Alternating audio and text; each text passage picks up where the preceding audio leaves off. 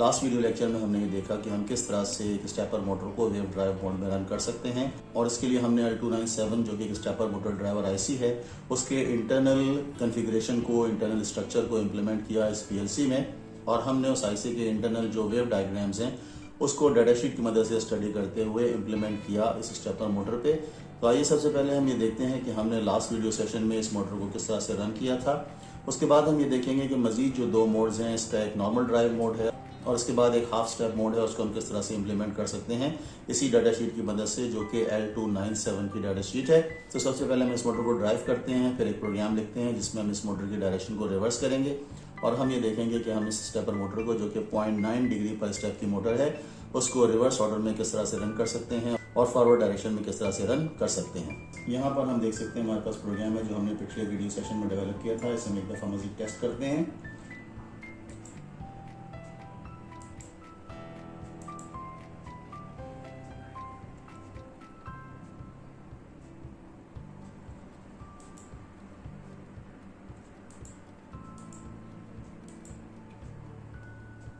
अब हम प्रेस करते हैं स्विच को जो कि X0 पे कनेक्टेड है जिससे हमारी मोटर एक रेवोल्यूशन कंप्लीट करेगी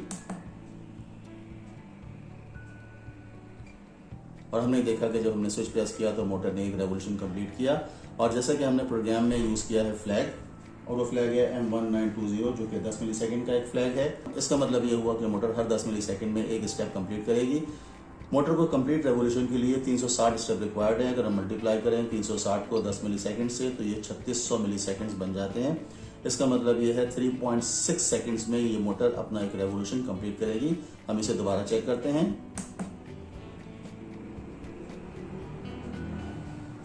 और हमने देखा कि मोटर ने 3.6 सेकेंड्स में अपना एक रेवोल्यूशन कंप्लीट किया क्योंकि फेडरल पीएलसी में जो इंटरनल क्लॉक बीट है उसकी लोएस्ट वैल्यू 10 मिली सेकेंड है। अगर हम इस मोटर को 1 मिली सेकेंड पर स्टेप से ड्राइव करना चाहें तो उसके लिए हमें इंटरप्ट यूज़ करनी पड़ेगी जो कि 1 मिली सेकेंड की इंटरप्ट है। लेकिन इस मोटर की जो ड्राइव है L298 उसमें जो करंट लिमिटिंग की गई है उस पॉइंट ऑफ व्यू से ये मोटर 1 मिली सेकेंड पर स्टेप के लिहाज से मूव नहीं करती। ये एक्सपेरिमेंट मैं पहले करके देख चुका हूँ कि जब मैंने इसे 1 मिली सेकेंड पर स्टेप पर रोटेट करने की कोशिश की तो मोटर रोटेट नहीं हुई। इसका मतलब ये है कि इसमें जो करंट लिमिटेशन है 1 मिली सेकेंड में इतना करंट फ्लो नहीं होने देती मोटर की कॉइल से कि मोटर रोटेट कर सके। अब हम ये देखते हैं कि इस मोटर को हम रिवर्स ऑर्डर में किस तरह से मूव करवा सकते हैं और यहाँ हम ये देख सकते हैं कि ये वो सीक्वेंस है जिससे कि हमने वेव ड्राइव मोड को इम्प्लीमेंट किया L297 ड्राइवर आईसी के। इसमें सीक्वेंस S0, S1, S2 और S3 यहाँ पर टाइमिंग डायग्राम शो कर रहे हैं इनकी सीक्वेंस को और इसी टाइमिंग डायग्राम को हमने बाइनरी नंबर में यहाँ पर राइट किया और इसकी वैल्यू को डेसिमल में कन्वर्ट किया तो हमने देखा कि सीक्वेंस 0 की वैल्यू इक्वल्स टू 40 है, सीक्वेंस 1 की वैल्यू डेसिमल में 17 बनती है, सीक्वेंस 2 की वैल्यू 36 बनती है और सीक्वेंस 3 की वैल्यू 18 बनती है। और यही सीक्वेंस हमने अपने प्रोग्राम में इम्प्लीमेंट की। यानी पहले हमने वाई पोर्ट पे 40 मूव किया, फिर 17 मूव किया, फिर 36 मूव किया और फिर 18 मूव किया और हर स्टेप यानी 40, 17, 36 और 18 हर स्टेप को हमने 10 मिली सेकेंड के बाद पोर्ट पर मूव किया जो कि Y0 पोर्ट है। और हम ये देखते हैं कि इस मोटर को हम किस तरह से रिवर्स ऑर्डर में रन कर सकते हैं। हमने इस मोटर को रन किया उस सीक्वेंस में जिसमें S0 यानी सीक्वेंस 0 हमने पहले मूव करवाई यानी 40 पहले मूव करवाया, फिर सीक्वेंस 1, फिर सीक्वेंस 2 और फिर सीक्वेंस 3। अगर हम इस सीक्वेंस को रिवर्स कर दें यानी पहले अगर हम पोर्ट पे 18 मूव करवाएं, फिर 36 मूव करवाएं, फिर 17 मूव करवाएं और फिर 40 मूव करवाएं और उसके बाद अगेन 18 मूव करवाएं तो इस तरह से हमारी मोटर रिवर्स ऑर्डर में मूव करेगी या रिवर्स ऑर्डर में रोटेट करेगी। आइए देखते हैं कि हम इस प्रोग्राम को किस तरह से इम्प्लीमेंट कर सकते हैं। और यहाँ हम ये देख सकते हैं कि हमने इनिशियलाइजेशन रूटीन में जो कि M1924 से हमने इम्प्लीमेंट की है इस बिट से हमने D0 को रीसेट किया, D1 को रीसेट किया और YW0 को रीसेट किया। और यहाँ हम देख सकते हैं कि इनिशियलाइजेशन बिट के क्लोज कॉन्टेक्ट से जो कि M1924 है हमने एंड ऑपरेशन परफॉर्म किया D1 की वैल्यू के साथ विद नंबर 3। इसका मतलब ये है कि हमें D1 रजिस्टर की ओनली 2 बिट्स रिक्वायर्ड हैं जिससे कि हम 4 सीक्वेंस बना सकते हैं यानी 0, 1, 2 और 3। और यहाँ हम देख सकते हैं कि अगर D1 की वैल्यू 0 है तो हमने पोर्ट पर मूव करवाया 40। इसी तरह से अगर D1 की वैल्यू 1 है तो हमने पोर्ट पर मूव करवाया 17 और अगर D1 की वैल्यू 2 है तो हमने पोर्ट पर मूव करवाया 36 और D1 की वैल्यू अगर 3 है तो हमने पोर्ट पर मूव करवाया 18। हम इस तरतीब को रिवर्स भी कर सकते हैं और किस तरह से रिवर्स कर सकते हैं हम देखते हैं।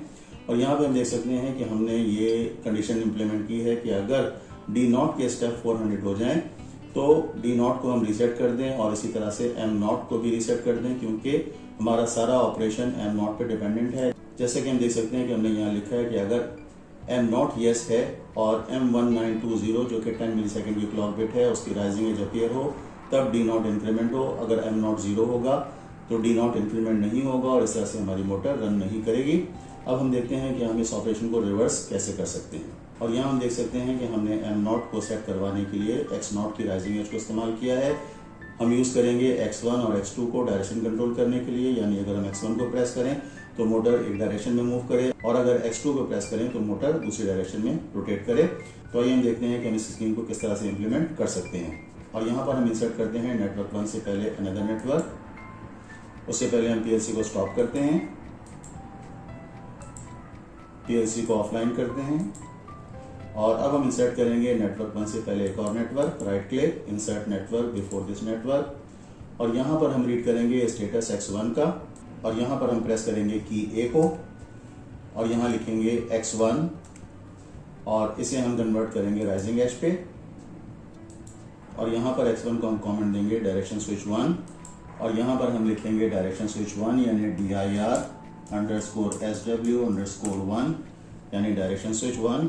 ओके, यानी अगर हम X1 को प्रेस करें, डायरेक्शन स्विच 1 को प्रेस करें तो हम एक और फ्लैग सेट करेंगे जो कि डायरेक्शन फ्लैग है, लिहाजा हम उस फ्लैग को इनिशियलाइज करेंगे। पहले यहाँ पर हम इंसर्ट करेंगे एक और network. Right click, insert network before this network और अब हम एक और फ्लैग इंसर्ट करेंगे जो डायरेक्शन का फ्लैग है यानी M1। यहाँ प्रेस करेंगे V और यहाँ पर इंसर्ट करेंगे रीसेट कॉइल R से और यहाँ लिखेंगे M1 रीसेट M1 जो कि डायरेक्शन फ्लैग है, लिहाजा यहाँ पर हम इसे कमेंट देंगे dir फ्लैग,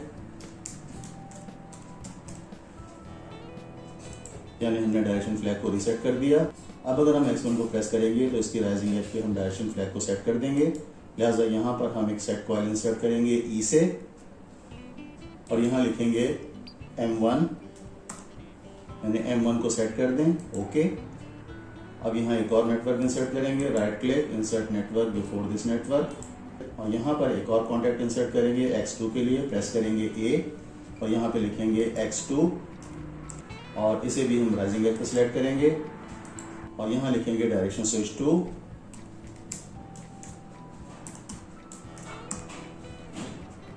ओके और X2 की राइजिंग एज पे हम रीसेट करेंगे M1 को यानी डायरेक्शन फ्लैग को, लिहाजा यहाँ पे रीसेट कॉइल इंसर्ट करेंगे R से और यहाँ लिखेंगे M1। ओके, इसका मतलब ये है कि अगर हम X1 को प्रेस करेंगे तो उसकी राइजिंग एज पे M1 का स्टेटस सेट हो जाएगा, डायरेक्शन फ्लैग का स्टेटस सेट हो जाएगा। इसी तरह से अगर हम X2 को प्रेस करेंगे तो उसकी राइजिंग एज पे हम M1 को रीसेट कर देंगे। अब हम इस फ्लैग को यूज़ करेंगे जो कि डायरेक्शन फ्लैग है और नेटवर्क 7 से पहले हम इंसर्ट करेंगे एक network. Right click, insert network before this network और यहाँ पे अब हम स्टेटस चेक करेंगे फ्लैग M1 का जो कि डायरेक्शन फ्लैग है और यहाँ पे इंसर्ट करेंगे कॉन्टैक्ट A से और यहाँ पे लिखेंगे M1 जो कि डायरेक्शन फ्लैग है। इसका मतलब ये है कि अगर डायरेक्शन फ्लैग का स्टेटस 1 है तो हम पोर्ट पर मूव करवाएंगे 40 और यहाँ से हम एक ब्रांच ड्रॉ करेंगे V से और चेक करेंगे M1 डायरेक्शन फ्लैग का स्टेटस अगर 0 है तो यहाँ पर हम इंसर्ट करेंगे कॉन्टैक्ट B से और यहाँ लिखेंगे M1 और यहाँ पर हम चेक करेंगे कि अगर M1 का स्टेटस 0 है तो सीक्वेंस 4 की वैल्यू हम पोर्ट पर मूव करवाएंगे जो कि 18 है। यहाँ पर हम देख सकते हैं कि हमारे पास स्पेस अवेलेबल नहीं है, लिहाजा हम एक और नेटवर्क इंसर्ट करेंगे और इस कॉन्टैक्ट को शिफ्ट करेंगे नेटवर्क 7 पे। कंट्रोल X, कंट्रोल V और यहाँ पे इस लाइन को V से कनेक्ट करेंगे और यहाँ पर हम एक इंस्ट्रक्शन इंसर्ट करेंगे मूव की, control C and control V और इसे हम लिंक करेंगे इस एरो की से और यहाँ पे हम लिखेंगे सीक्वेंस 4 की वैल्यू जो कि 18 है, यानी अगर M1 की वैल्यू 1 है तो हम पोर्ट पे मूव करवाएंगे 40 जो कि सीक्वेंस 0 है, लेकिन अगर M1 का स्टेटस 0 है तो हम पोर्ट पर मूव करवाएंगे 18। इसी तरह से हम सेकंड वैल्यू भी मूव करवाएंगे और यहाँ पे इंसर्ट करेंगे एक नेटवर्क 7 को हम डिलीट कर देंगे। अब यहाँ पे इंसर्ट करेंगे मजीद 2 networks. Right click, insert network, insert network और यहाँ पर अगेन हम इंसर्ट करेंगे कॉन्टैक्ट A से और यहाँ लिखेंगे M1 यानी M1 का स्टेटस अगर 1 है तो सेकंड सीक्वेंस में हम मूव करवाएंगे 17, लेकिन अगर M1 का स्टेटस 0 होगा तो हम मूव करवाएंगे सीक्वेंस 3 और सीक्वेंस 3 की वैल्यू है 36, लिहाजा यहाँ से हम वर्टिकल ब्रांच ड्रॉ करेंगे और यहाँ पे कॉपी करेंगे मूव की इंस्ट्रक्शन, कंट्रोल C और यहाँ पेस्ट करेंगे कंट्रोल V और इस लाइन को लिंक करेंगे और यहाँ मूव करवाएंगे 36 जो कि थर्ड सीक्वेंस है। नेटवर्क 8 को हम डिलीट करेंगे।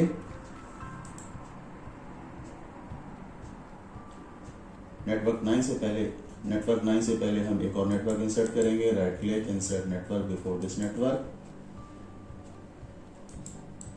एक और नेटवर्क इंसर्ट करेंगे और यहाँ पे कॉन्टैक्ट इंसर्ट करेंगे M1 का A से और यहाँ लिखेंगे M1, यानी अगर M1 का स्टेटस यस है तो हम पोर्ट पे मूव करवाएंगे 36, लेकिन अगर M1 का स्टेटस 0 है तो हम पोर्ट पे मूव करवाएंगे 17 जो कि सेकंड सीक्वेंस है।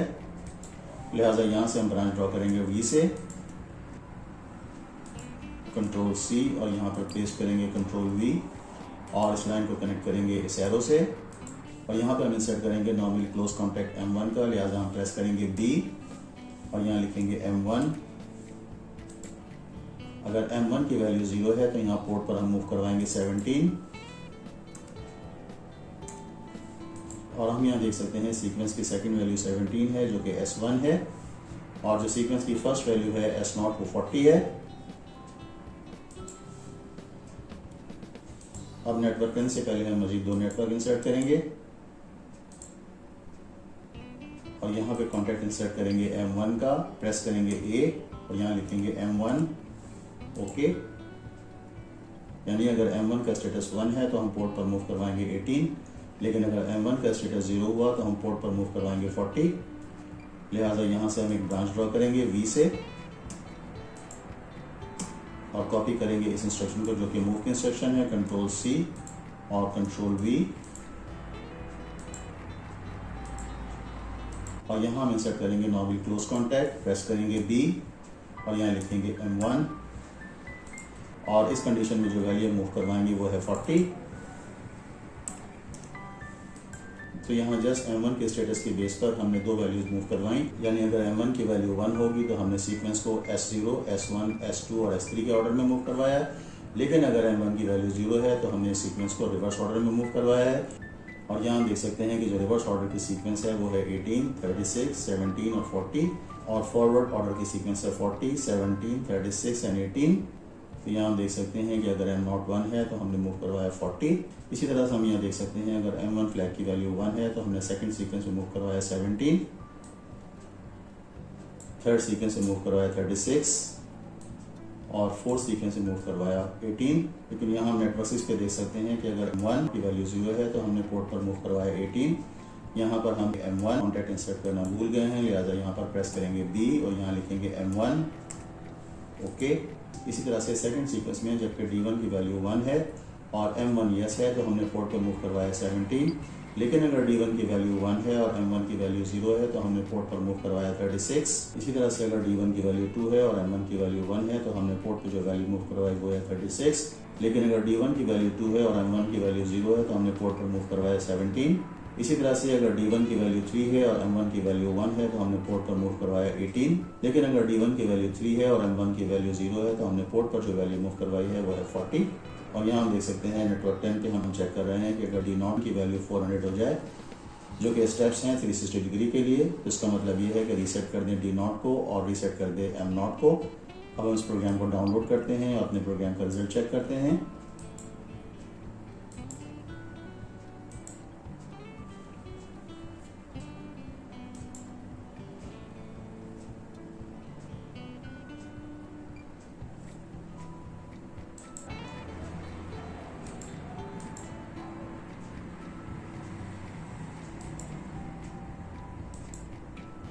इस वक्त हम देख सकते हैं कि M1 की वैल्यू 0 है, लिहाजा पोर्ट पे जो सीक्वेंस मूव होगी वो रिवर्स ऑर्डर की सीक्वेंस मूव होगी। और अब हम प्रेस करते हैं स्विच को जो कि H0 पे कनेक्टेड है।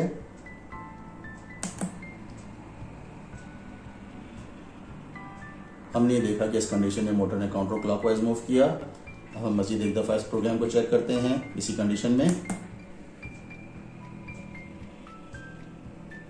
अब हम मोटर की डायरेक्शन को चेंज करते हैं, यानी स्विच 2 को प्रेस करते हैं अब हम दोबारा X नॉट को प्रेस करेंगे। अब हम देख सकते हैं कि मोटर क्लॉकवाइज मूव कर रही है। हम एक और दफा चेक करते हैं।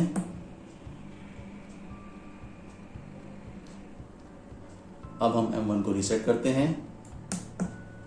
अब दोबारा X नॉट को प्रेस करते हैं। तो हमने ये देखा कि किस तरह से हमने वेव ड्राइव मोड में स्टेपर मोटर की डायरेक्शन को कंट्रोल किया, यानी मोटर को क्लॉकवाइज और काउंटर क्लॉकवाइज रोटेट करवाया यूजिंग अ फ्लैग। और अब हम ये देखेंगे कि हम किस तरह से इस पीएलसी में L297 का नॉर्मल ड्राइव मोड इंप्लीमेंट कर सकते हैं।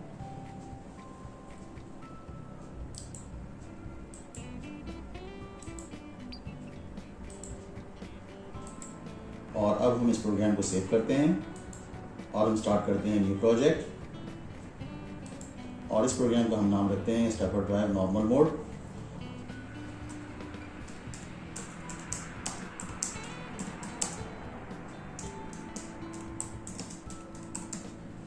Edit series FBS 0.24 model MA okay, calendar okay. और यहाँ हमारे पास एक नया प्रोजेक्ट ओपन हो गया। और यहाँ हम देख सकते हैं normal drive mode of L297 जो कि डाटा शीट में गिवन है। नॉर्मल ड्राइव मोड में और वेव ड्राइव मोड में ये फ़र्क है कि वेव ड्राइव मोड में 1 winding at a time energise होती है, और जबकि नॉर्मल ड्राइव मोड में 2 windings at a time energise होती हैं। इसी तरह से नॉर्मल ड्राइव मोड में मोटर की टॉर्क वेव ड्राइव मोड के मुकाबले में डबल होती है, क्योंकि नॉर्मल ड्राइव मोड में एक वक्त में 2 वाइंडिंग एक साथ एनर्जाइज होती हैं। और यहाँ हम देख सकते हैं timing diagram of normal drive mode, जिसमें A0 है यानी Y0 0 है, B1 है यानी Y1 1 है, C0 है यानी Y2 0 है, और D1 है यानी Y3 1 है। इसी तरह से हम देख सकते हैं कि through out the sequence inhibit 1 और इनहिबिट 2 जो कि कनेक्टेड हैं Y4 और Y5 पे 1 है। और इसी सीक्वेंस को देखते हुए हमने एक बाइनरी टेबल ड्राइव किया है। यहाँ हम देख सकते हैं Y0, Y1, Y2, Y3, Y4 और Y5। और अगर हम बाइनरी पॉइंट ऑफ व्यू से इन बिट्स की वेटेज को देखें तो Y0 की वेटेज है 1, Y1 की वेटेज है 2, Y2 की वेटेज है 4, Y3 8, Y4 16 एंड Y5 32। और हम यहाँ देख सकते हैं कि पहली सीक्वेंस यानी होम सीक्वेंस है 0 1 0 1 और इनहिबिट 1 और इनहिबिट 2 दोनों 1 हैं, लिहाजा जो नंबर डेसिमल में बनता है ये 58। इसी तरह से सेकंड सीक्वेंस में जो कि सीक्वेंस 1 है, इसमें जो बाइनरी नंबर है वो है 1 0 0 1 1 0 0 1 और इनहिबिट 1 और इनहिबिट 2 दोनों 1 हैं, लिहाजा अगर हम इस बाइनरी नंबर को कन्वर्ट करें डेसिमल में तो ये बनता है 57। इसी तरह से फिर 53 और 54 है। अब यही सीक्वेंस इंप्लीमेंट करेंगे अपने प्रोग्राम में। हम देखेंगे कि हमारा प्रोग्राम किस तरह बिहेव करता है। और ये भी फुल स्टेप मोड है यानी 0.9 डिग्री पर स्टेप। और यहाँ पर हम इनिशियलाइजेशन प्रोग्राम में सबसे पहले यूज़ करेंगे इनिशियलाइजेशन बिट M1924। प्रेस करेंगे की A को और यहाँ लिखेंगे M1924 और यहाँ से लिखेंगे INI बिट। और यहाँ पर हम इनिशियलाइज करेंगे 2 रजिस्टर्स को D0 और D1 को और इनिशियलाइज करेंगे पोर्ट को, लिहाजा यहाँ पर हम एक फंक्शन इंसर्ट करेंगे F से और फंक्शन है मूव का, मूव 0 to D0। अब हम मूव करेंगे D1 में 0, यहाँ प्रेस करेंगे V एंड V और यहाँ हम मूव करेंगे D1 रजिस्टर में 0, लिहाजा कॉपी करेंगे इस इंस्ट्रक्शन को control C and control V।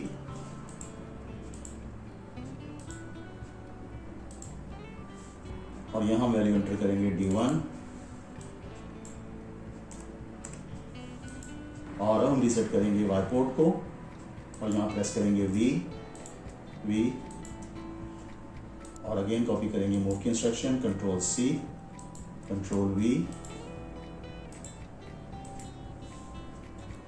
अब हम रीसेट करेंगे 2 फ्लैग्स को जो कि M0 और M1 हैं, एक इनेबल फ्लैग और एक डायरेक्शन फ्लैग।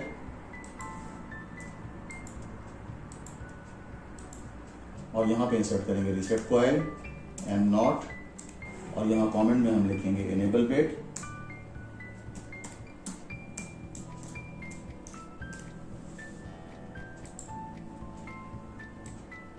और इसी तरह से रीसेट करेंगे M1 को डायरेक्शन बिट को, रीसेट कॉइल इंसर्ट करेंगे R से और यहाँ लिखेंगे M1, इसे हम कहेंगे डायरेक्शन फ्लैग ओके।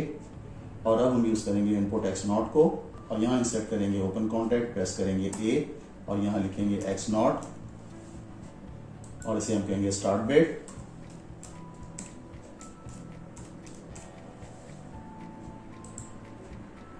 इसकी राइजिंग एज सेट करेंगे। इसकी राइजिंग एज पे हम सेट करेंगे m नॉट को और यहाँ पर प्रेस करेंगे E और यहाँ लिखेंगे m नॉट। ओके, तो यहाँ x नॉट की राइजिंग एज पे हमने m नॉट को सेट कर दिया। अब हम चेक करेंगे सेकंड स्विच को जो कि x1 है। यहाँ प्रेस करेंगे अगेन एक कॉन्टैक्ट और यहाँ पे हम सेलेक्ट करेंगे राइजिंग एज और यहाँ लिखेंगे x1। अगर हम x1 को प्रेस करें जो कि डायरेक्शन स्विच 1 है, लिहाजा यहाँ पे कमेंट असाइन करेंगे dir_switch_1 डायरेक्शन स्विच 1। अगर x1 की राइजिंग एज अपीयर होगी तो हम सेट करेंगे m1 को, लिहाजा यहाँ पे हम एक कॉइल इंसर्ट करेंगे, प्रेस करेंगे E और यहाँ लिखेंगे m1। इसका मतलब ये है कि x1 की राइजिंग एज पे हम सेट करेंगे m1 को और यहाँ पर यूज़ करेंगे एक और कॉन्टैक्ट x2, प्रेस करेंगे A, यहाँ लिखेंगे x2 और सिलेक्ट करेंगे राइजिंग एज और यहाँ पर कमेंट्स में हम लिखेंगे डायरेक्शन स्विच 2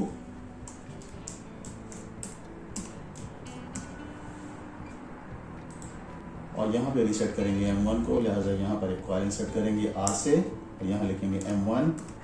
ओके, अब हम स्टार्ट करेंगे अपना प्रोग्राम और यहाँ पर हम इंटरनल क्लॉक यूज़ करेंगे M1920 जो कि 10 मिली सेकेंड की क्लॉक बिट है और यहाँ पर हम इंसर्ट करेंगे कॉन्टैक्ट और प्रेस करेंगे A और यहाँ लिखेंगे M1920 जो कि 10 मिली सेकेंड की क्लॉक बिट है और यहाँ पे लिखेंगे 10ms_CLK 10 मिली सेकेंड क्लॉक और 10 मिली सेकेंड क्लॉक की हम सिलेक्ट करेंगे राइजिंग एज, लिहाजा यहाँ से हम लेंगे पॉजिटिव ट्रांजिशन, यहाँ इंसर्ट कर देंगे और कंडीशन इंसर्ट करेंगे कि अगर m नॉट यस हो तो यहाँ पर हम इंसर्ट करेंगे कॉन्टैक्ट A से और यहाँ पर एड्रेस असाइन करेंगे m नॉट। इसका मतलब ये हुआ कि अगर M1920 यस होगी तो इसकी राइजिंग एज पे इस कंडीशन में कि अगर m नॉट यस है तो हम इंक्रीमेंट करेंगे d नॉट को, लिहाजा यहाँ पे हम एक फंक्शन इंसर्ट करेंगे इंक्रीमेंट का, प्रेस करेंगे F और यहाँ लिखेंगे INC और यहाँ लिखेंगे d नॉट।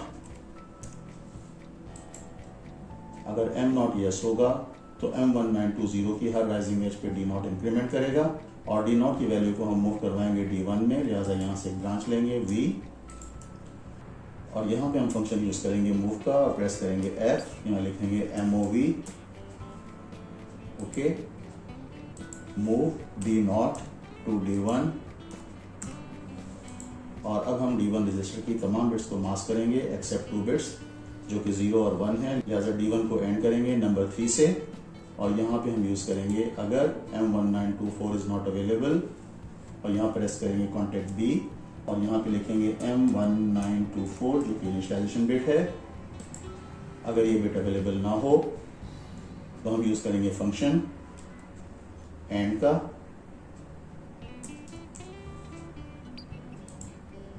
और एंड करेंगे हम D1 को विथ 3 और मूव करेंगे D1 में। इसका मतलब ये है कि हमने D1 रजिस्टर की तमाम बिट्स को मास्क कर दिया एक्सेप्ट 2 बिट्स जो कि 0 और 1 हैं और अब D1 की वैल्यू 0 से 3 तक इंक्रीमेंट होगी और हम यहाँ चेक करेंगे कि अगर D1 की वैल्यू 0 है तो हम पोर्ट पर मूव करवाएंगे सीक्वेंस 1, लिहाजा यहाँ पे हम इंसर्ट करेंगे फंक्शन और यहाँ लिखेंगे इक्वल्स। ओके, हम चेक करेंगे कि अगर D1 इक्वल्स टू 0 यानी अगर D1 की वैल्यू 0 है, यहाँ पे इंस्ट्रक्शन यूज करेंगे मूव की, F प्रेस करेंगे, MOV मूव करवाएंगे पोर्ट पे सीक्वेंस 0 और यहाँ पे हम देख सकते हैं कि सीक्वेंस 0 58 है, उसके बाद 57 है, फिर 53 है और फिर 54 है।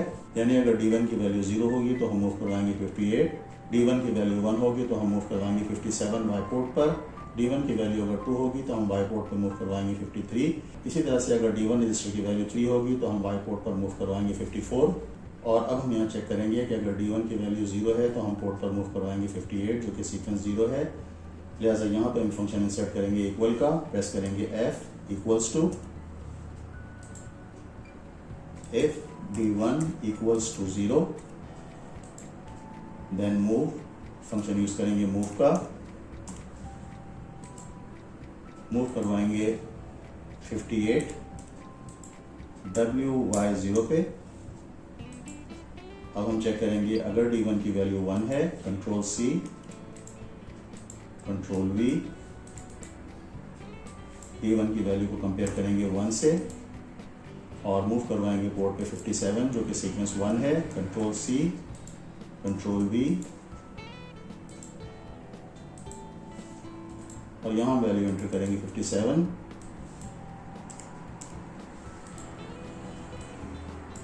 अब हम इस नेटवर्क को कॉपी करेंगे, control C and control V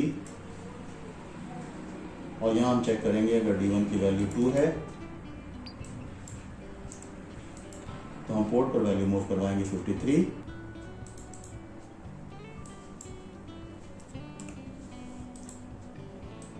again इस नेटवर्क को कॉपी करेंगे, control C and control V। अब हम चेक करेंगे अगर D1 की वैल्यू 3 है तो पोर्ट पे हम वैल्यू मूव करवाएंगे 54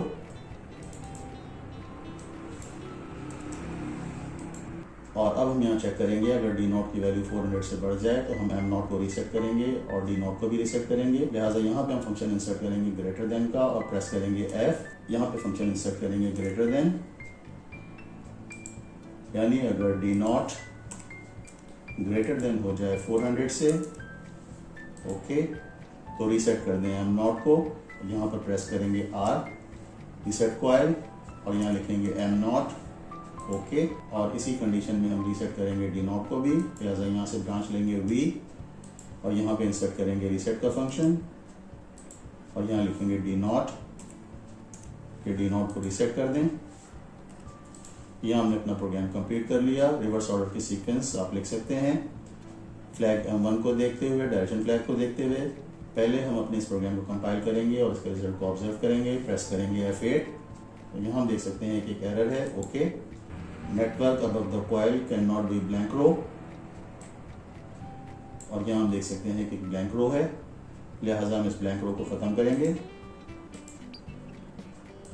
M0 को यहाँ से डिलीट करेंगे, कंट्रोल X, यहाँ प्रेस करेंगे कंट्रोल V और यहाँ से ब्रांच प्रेस करेंगे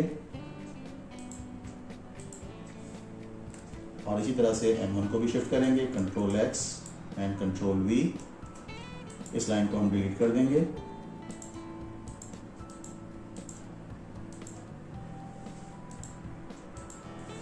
और इसी तरह से अब हम नेटवर्क 1 को भी डिलीट करेंगे, डिलीट, यस। अब हम दोबारा कंपाइल करते हैं प्रोग्राम को F8 से, no error, okay, PLC online, okay.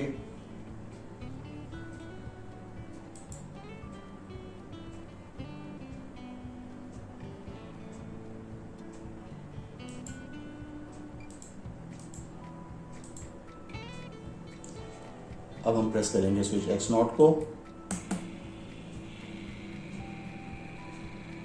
और यहाँ हमने देखा कि मोटर ने काउंटर क्लॉकवाइज मूव किया। इसका मतलब ये हुआ कि ये मोटर फुल स्टेप पे मूव कर रही है और इसे कंप्लीट 360 डिग्री रोटेट करने के लिए 400 स्टेप्स रिक्वायर्ड हैं। हम दोबारा चेक करते हैं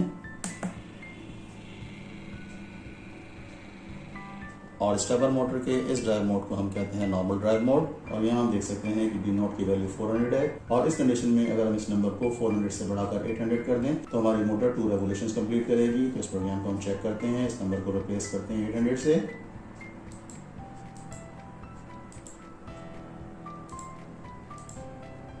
और यहाँ इस नंबर को हम चेंज करके 800 कर देते हैं,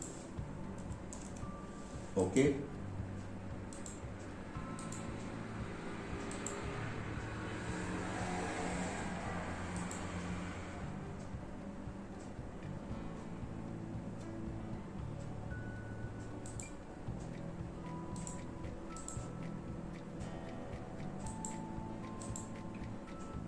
और अब हम प्रेस करेंगे X0 को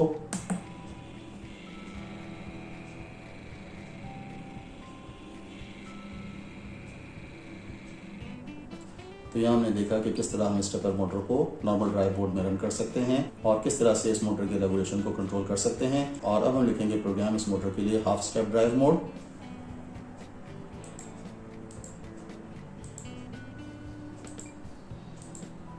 और इस प्रोग्राम को हम सेव करेंगे एक नए नाम से, फाइल सेव, और यहाँ हम इसे नाम देंगे stepper motor normal drive mode.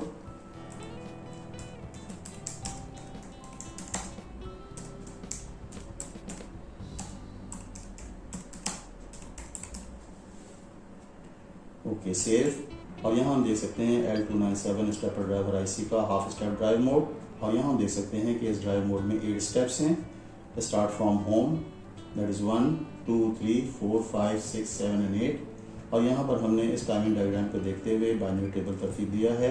और यहाँ हम देख सकते हैं सीक्वेंस 0 में जो बाइनरी नंबर का इक्विवेलेंट है वो है 58, देन 40, फिर 57, 17, 53, 36, 54 एंड 18, और यही स्टेप्स हम एंटर करेंगे मोटर को ड्राइव करने के लिए हाफ स्टेप मोड में। हाफ स्टेप का मतलब है कि मोटर अब 0.45 डिग्री पर स्टेप मूव करेगी, और इसे कंप्लीट रेवोल्यूशन के लिए 800 स्टेप्स रिक्वायर्ड होंगे। अब यहाँ इस प्रोग्राम को हम नए नाम से सेव करते हैं, file, save as, project file, stepper motor half step drive mode, इसका नाम देंगे।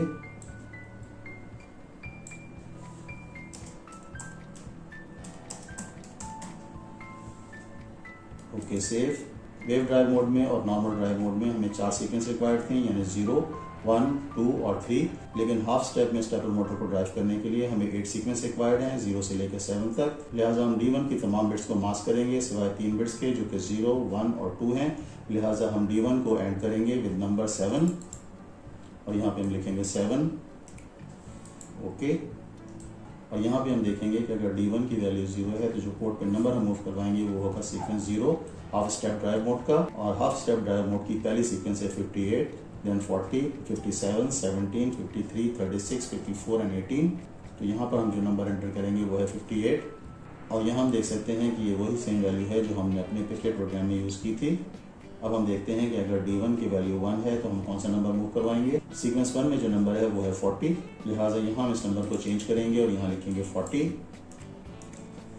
इसी तरह से हम बाकी सीक्वेंस भी इंप्लीमेंट करेंगे। अगर D1 इक्वल्स टू 2 तो यहाँ मूव कराएंगे 57। अगर D1 की वैल्यू बराबर होगी 3 की तो यहाँ मूव करवाएंगे 17। इसी तरह से अब हम यहाँ पर एक और नेटवर्क एंटर करेंगे, इंसर्ट नेटवर्क, इंसर्ट नेटवर्क, और अब हम नेटवर्क 9 को कॉपी करेंगे, control C and control V, और चेक करेंगे अगर D1 की वैल्यू 4 के बराबर है तो यहाँ हम वैल्यू मूव करवाएंगे 53, और अब हम कॉपी करेंगे नेटवर्क 10, कंट्रोल C और पेस्ट करेंगे नेटवर्क 11 पे, और यहाँ चेक करेंगे कि अगर D1 की वैल्यू 5 के बराबर है तो यहाँ हम वैल्यू मूव करवाएंगे 36,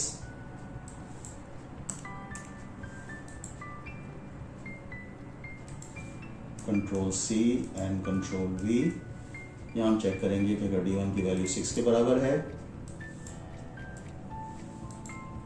तो यहाँ हम वैल्यू मूव करेंगे 54,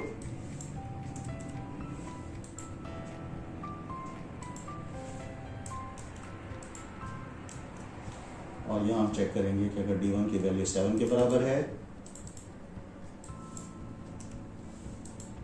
तो यहाँ हम वैल्यू मूव करेंगे 18, और नेटवर्क 14, 15 और 16 को हम डिलीट कर देंगे।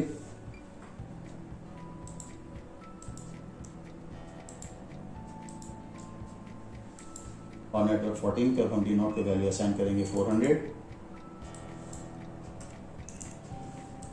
इस कंडीशन में हाफ स्टेप में हमारी मोटर मूव करेगी 180 डिग्री। और अब हम अपने डाटा को मजीद कंफर्म कर लेते हैं, और यहाँ हमने D1 की वैल्यू 0 पे जो नंबर असाइन किया है पोर्ट को वो है 58, और यहाँ हम देख सकते हैं कि सीक्वेंस 0 58 है, देन 40, फिर 57, फिर 17, 53, 36, 54 एंड 18, और D1 की वैल्यू 1 पे हमने असाइन किया 40, D1 की वैल्यू 2 पे असाइन किया 57, D1 की वैल्यू 3 पे हमने असाइन किया 17, D1 की वैल्यू 4 पे हमने असाइन किया 53, D1 की वैल्यू 5 पे हमने नंबर असाइन किया 36, D1 की वैल्यू 6 पे नंबर असाइन किया 54, और D1 की वैल्यू 7 पे जो नंबर असाइन किया है वो है 18। अब हम इस प्रोग्राम को कंपाइल करते हैं और डाउनलोड करके इसका रिजल्ट ऑब्जर्व करते हैं। प्रेस करेंगे F8, ओके।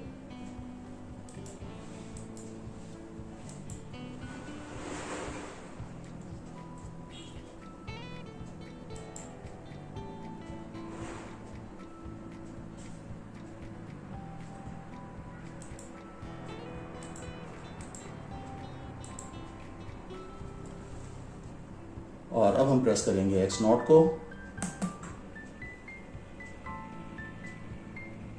तो यहाँ हमने देखा कि मोटर ने 400 स्टेप्स पे 180 डिग्री रोटेट किया। इसका मतलब ये है कि मोटर को कंप्लीट 360 डिग्री रोटेशन के लिए 800 पल्सेस रिक्वायर्ड हैं। क्योंकि ये मोटर हाफ स्टेप पे कॉन्फ़िगर हुई है, लिहाजा इसे 1 रेवोल्यूशन के लिए 800 स्टेप्स रिक्वायर्ड हैं। अब हम प्रोग्राम में चेंज करेंगे इस वैल्यू को, जो कि 400 है, और हम इसे असाइन करेंगे नंबर 800 और हम ये देखेंगे कि स्टेपर मोटर इस कंडीशन में कंप्लीट 1 रेवोल्यूशन यानी 360 डिग्री मूव करेगी।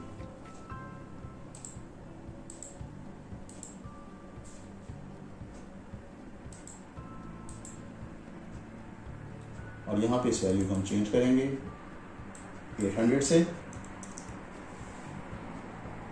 ओके। अब हम इस प्रोग्राम को दोबारा डाउनलोड करेंगे।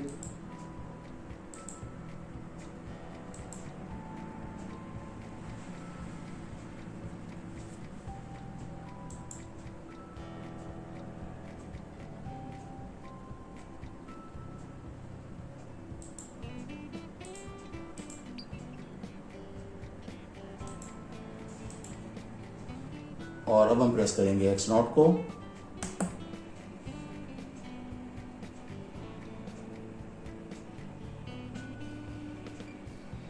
तो हमने यहाँ देखा कि 0.9 डिग्री पर स्टेप की मोटर को हाफ स्टेप मोड में चलाने के लिए 800 पल्सेस रिक्वायर्ड हैं कंप्लीट 1 रेवोल्यूशन के लिए। अब अगर हम इस नंबर को बढ़ाकर 1600 कर दें तो हमारी मोटर 2 रेवोल्यूशन कंप्लीट करेगी।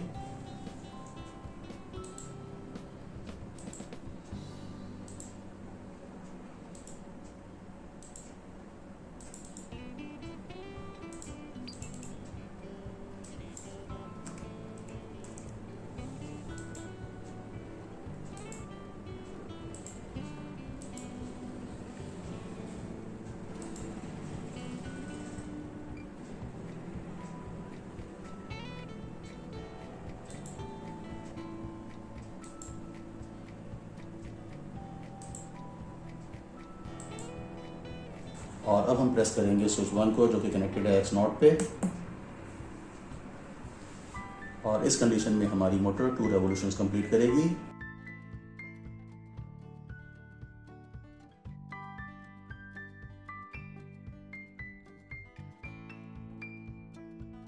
और हाफ स्टेप में मोटर के डायरेक्शन को रिवर्स करने के लिए हम इस टेबल को रिवर्स ऑर्डर में इंप्लीमेंट करेंगे।